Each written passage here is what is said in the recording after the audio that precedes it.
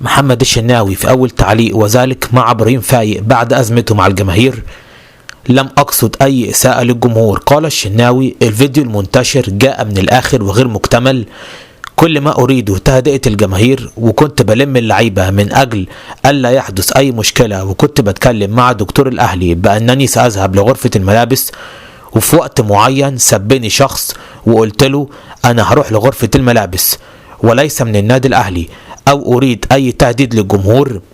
أهم شيء بالنسبة لي مصلحة الأهلي، ولا أعلم حتى الآن لماذا حدث كل هذا.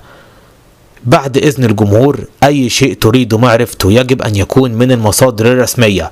ضربات الجزاء ليس لها كبير، ولاعبين كبار أهدروا وربنا لم يكن يريد أن نفوز. أنا لاعب في النادي زي أي لاعب، وفي نظام بيحترمه الجميع من أول الكبير للصغير. أنا ابن النادي وعمري ما همشي من النادي إلا بعلم إدارة النادي.